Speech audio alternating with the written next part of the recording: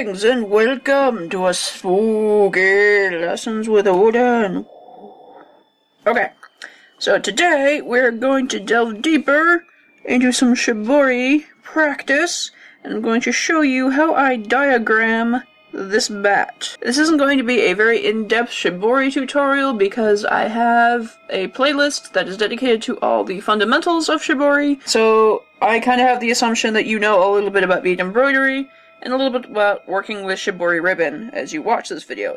If you have not seen the videos yet, I will leave a link down below where you guys can check that out, get up to speed, and then come back here and watch it later. I also have, if you prefer to have something in front of your face, I have a PDF tutorial about the basics of Shibori, as well as the actual pattern guide for this, that has the basic outline of what I used when I created this, as well as how to do an in-flight version. Woo! If I have a finished piece, I'll have a photograph here of it, if I can finish it before I edit it, and yeah, So the materials we're going to need in this project is kind of varied depending on what tastes and preferences you have for your project. First and foremost, you're going to need a bat head. I have last week's lessons up in a link either down below or a card up here somewhere, so you guys can learn how to make the bat head. Now you can omit the little bail on top of it because I showed you how to make a pair of earrings with it. So all you have to do is just pass through the beads without making the bail.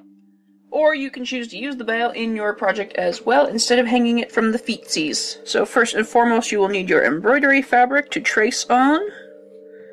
You will need some size 11 seed beads. You will need some Shibori ribbon.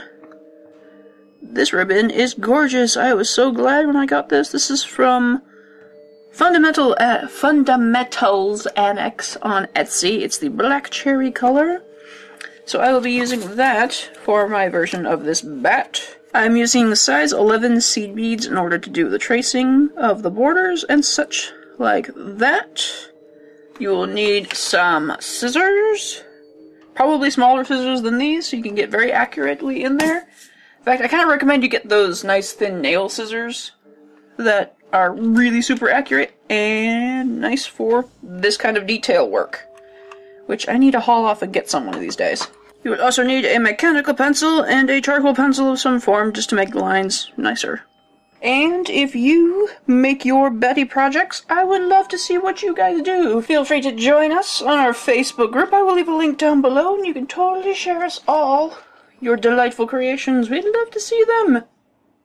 And yes, I also have some Skillshare classes coming up in October. Throughout, we will be learning how to make this project.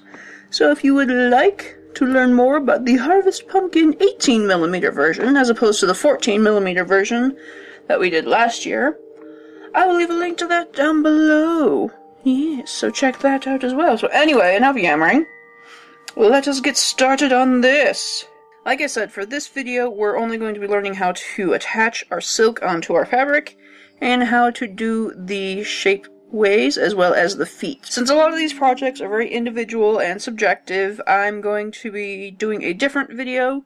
Next week I'm just going to do like a speed paint, showing how to fill in these parts, so that you guys can get an inspiration, and I'm going to try to do something a little bit different with this one, but you can kind of get an idea of what I did and make your own project your own. So this is what we're going to do.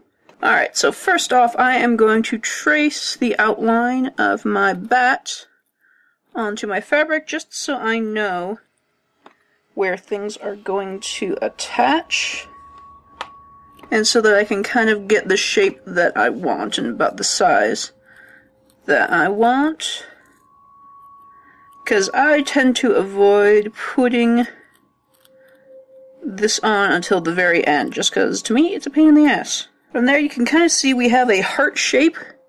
This kind of mimics the bat, how it hangs on the top of a tree, where it has its wings folded over on itself. So we have kind of basically a heart shape that goes, and it ends with a flat-ish bottom, so we're just going to imitate that. Using bat pictures for reference is also a good idea because, yes, And in my opinion, I made this guy too big. So I'm going to try to do something an inch bit smaller. And if you find that you really don't want to futz with symmetry, you can start off by tracing one side, tracing it over the line with the carbon or graphite pencil, that's something that's thicker, folding it in half, and then you have an imprint of the other half on that side, which is kind of more of a guideline to work with. So we just kind of futz with the shape until we have something that we like. You can kind of draw out guidelines too to make sure things are kind of symmetrical. I'm just going to use this bag. So I want that to be the same location.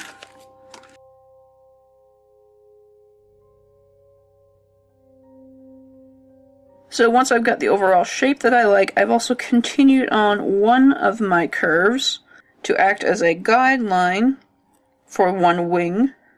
Kind of acts like one wing overlapping the other. You know how they curl up and hug themselves. You can, of course, do it in the other direction if you choose to do so. But, yeah. So once you've got that set up, you're generally good to start attaching your fabric. So the first thing you want to do is kind of determine where you want your wing to end, so that we can hide our fabric better. We're going to start with our shorter wing, because we're only going to put fabric about here, and then we're going to overlap it with the longer piece. And for this bit too, you might find that you can use one piece cut in half, because this area is so narrow and so short that I think I can get away with only 4 pleats. So what I'm going to do is actually measure for my longer piece, like this, cut that piece, then I'm going to take that piece and cut it in half, lengthwise. And I've got my 2 pieces to work with. So I'm going to take one of my pieces and cut it a little bit longer than I need to, so that I make sure I can keep the ends covered. And this is the general idea of what we are coming up with. I'm also going to draw out my lines a little thicker, so that I know where I'm working with, and it's just easier to see. So from here, all I'm going to do is begin stitching my fabric to my piece.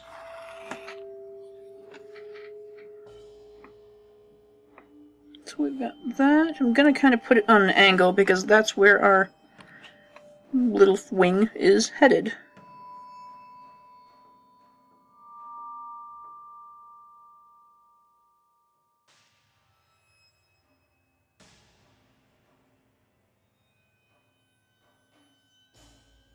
Just like that. Then I'm going to start fanning this out and stitching along the sides where I need. I'm going to kind of disregard anything that goes over this wing, because it's going to get covered up anyway. So let's just start putting tiny stitches in places. Where's my thread? My thread's over here. So we're going to do the outer wing first, the outer edge.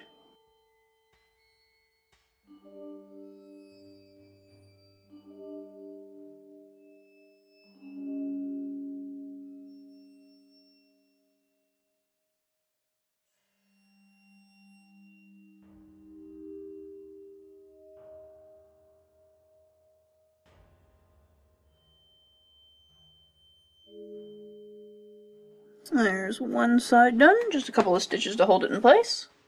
Then I'm gonna move over and stitch it down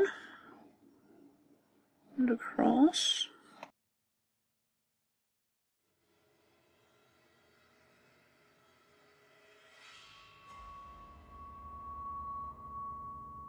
You can also use this opportunity to push the pleats around to where you want them to go.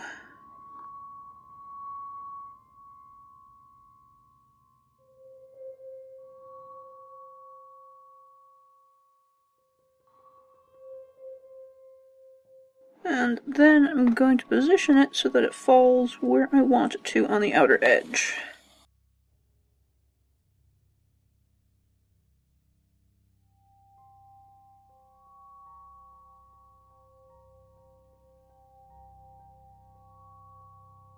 Like that. And now I have my first wing anchored in place. Don't worry if we have a little bit of a mess up there, we can cover that with beads, or even the other wing. Once that's where I like it, I'm going to actually trim a little of the excess so it doesn't bump too much underneath the other wing. I'm going to hold it like that. That should be good enough. Now we're going to take our other half, do the same thing, anchor it right in place. And I'm just going to use the same thread and jump right over to do it. But if you feel like being more efficient, go ahead and use another thread, but I don't see a need to, in my opinion. So I'm just going to make my starting point over here. No, lower than that. I'll go with about here. Yeah, we'll go with that.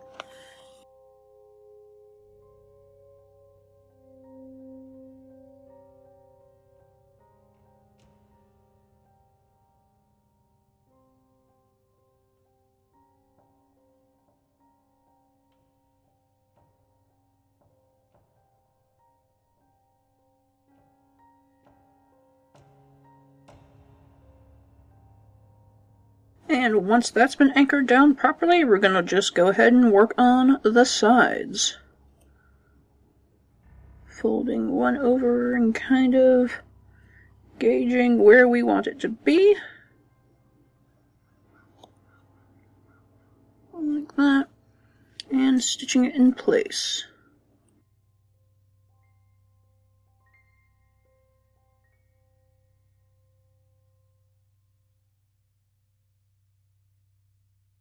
And try to cover the ends of the other wing as best you can as well, because that'll save you a little bit of trouble of having to hide stuff with beads.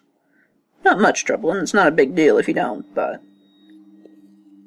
each step is better than the last. Whatever that means. Saving steps, something like that, I don't know.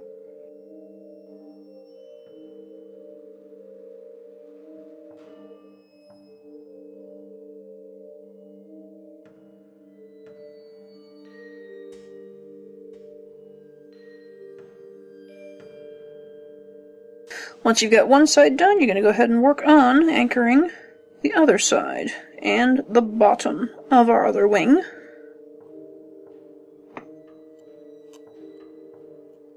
Again, taking into consideration where you want your pleats to fall. Generally, I like them straighter rather than the curviness that Shibori tends to do, because it looks more like a wing. And it looks like the folds of each finger.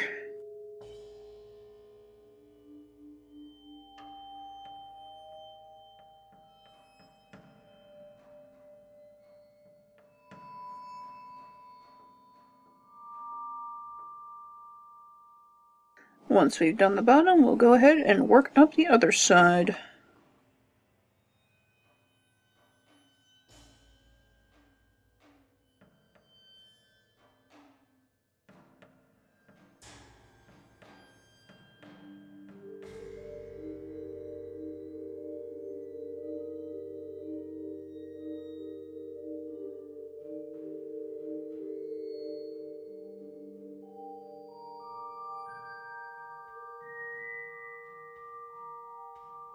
Alright, then you would have your ribbon anchored in place. Also trim any extraneous ribbon pieces that are just not in the shape.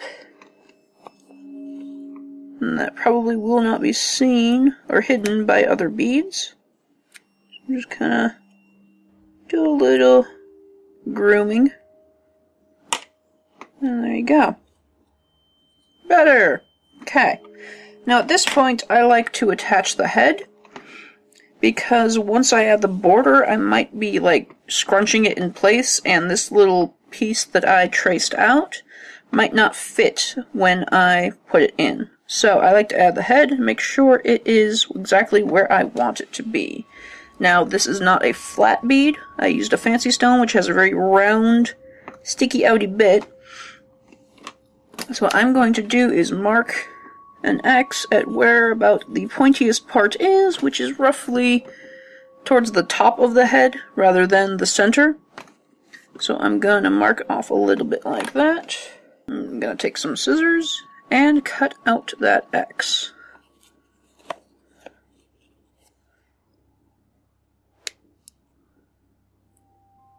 You may also find that an X-Acto knife will probably be a little bit easier.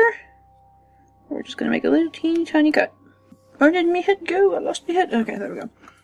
So then, when we push it in now, the fabric kind of moves and has a place to breathe.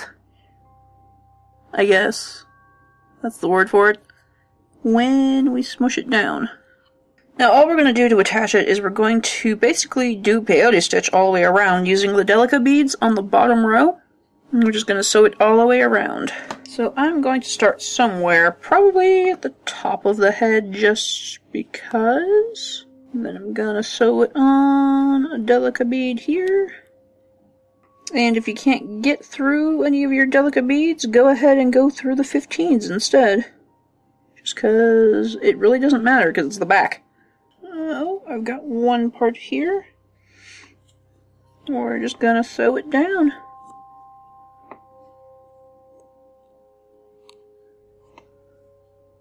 Just like that. You also don't have to go through all of the beads if you don't feel like it, just enough so that it feels secure onto the piece and you're not gonna find it waggling everywhere. So I'm just gonna go back up and I'm gonna find a bead that I like. Snatch it.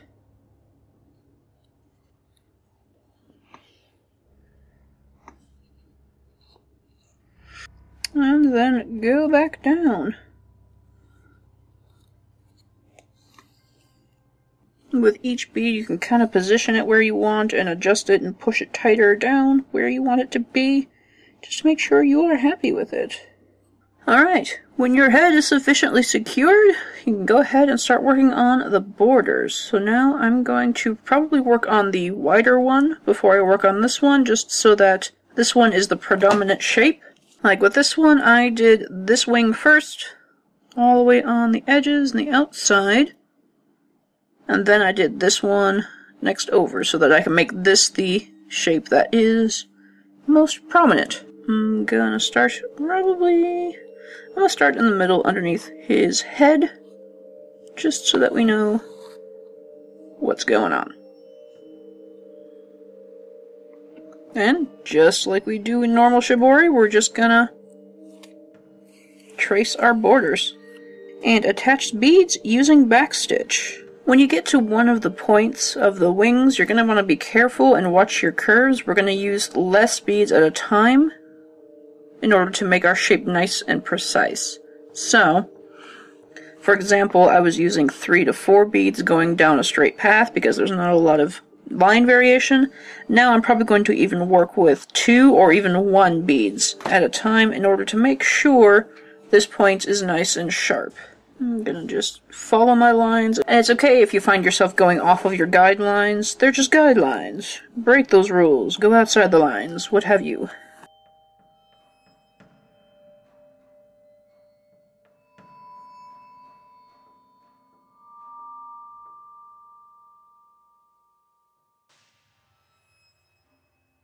So I'm going to start working with only 1 bead and change my course of my beads ever so slightly.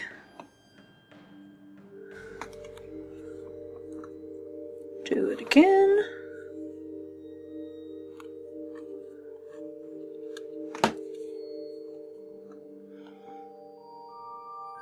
Push it a little more.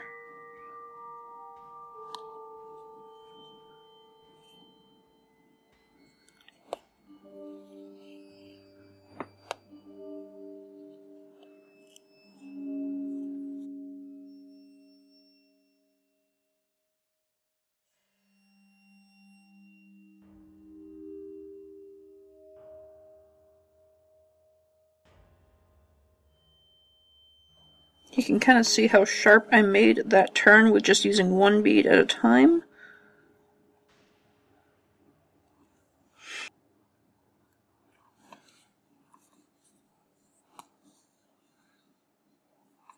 And one more like that should finish the pass.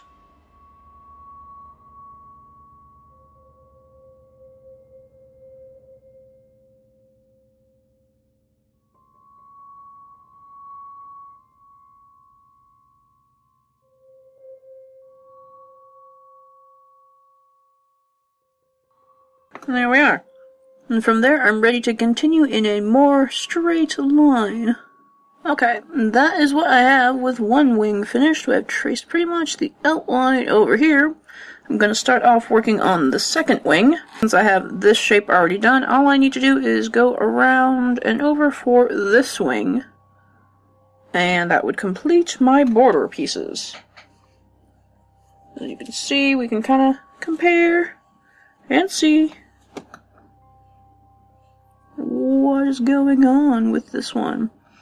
So this step is pretty much what we've completed, and yes. And this is what we end up with after our borders have been completed. Next step, what I'm going to do is fill in little details and make sure I have everything hidden and make it generally pretty. And you guys will see that next week, what I do with this and how I do it to kind of give you guys some inspirations.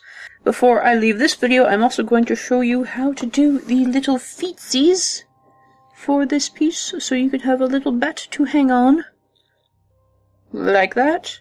And the only other tip I have is when you have finished and you're about to glue your piece onto your backing fabric, just take into consideration that how close you want to get with the threads here, and once it's finally glued on, because with this one, I tried to get it pretty close so that I could do the brick stitching back, but if you want to like cut the middleman and make this thing completely straight instead of cut in, like instead of cutting it in all the way this deep and make the fabric go this way, that's up to you, but it looks a little bit neater the closer you can get. That's just one little thing that I tried to do, but other than that, you can follow with brick stitch all the way around. It might look a little wonky, but you should get around there. So that's just one thing I wanted to mention. So I will see you in a little bit when I am ready to work on the feetsies.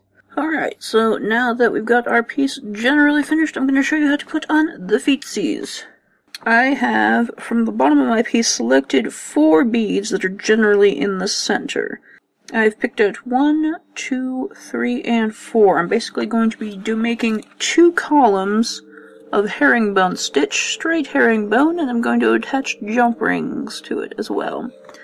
So on that note, you will also need an assortment of jump rings. Closed jump rings will be better for this because it's probably going to slip through any of your threads if you don't use closed jump rings, but hey, use what you got.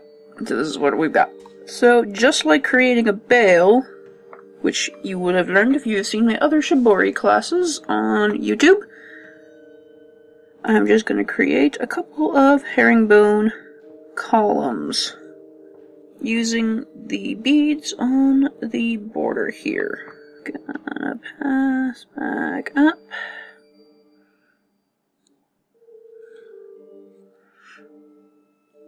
And one more stitch.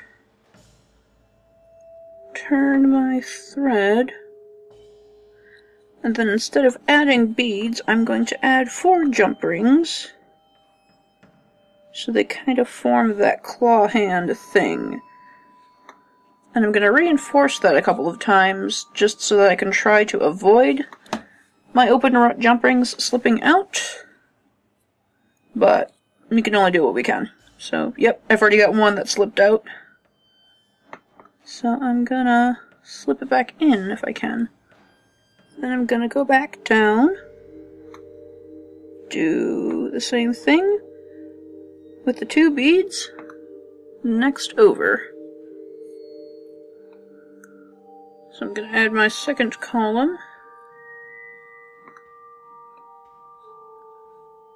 move back up, add my next row. Then add the rest of my toes. And reinforce. Alright, and from there you can end your threads. And then we have our little Betsies. Yay! So next week I will show you what I did to embellish this one, just to give you guys some inspiration on it, or if you want to get a head start, feel free. And please, please, please share with me the pictures of your creations, because I want to see everybody's bats. So once again, I will leave a link for our Facebook group down below if you would like to join us. And don't forget to check out some Skillshare classes happening in Halloween. It'll be some fun times. All pertinent links will be down below, and yes. Also be sure to share whatever other beading projects you plan to embark on. I would love to see, and we'll have a nice, lovely community going on. So, I think that'll do it for this spooky lessons with Odin. Thank you guys so much for joining me, and of course, if there's anything I need to be trying out right now, feel free to leave me a comment down below, and I will see you next time.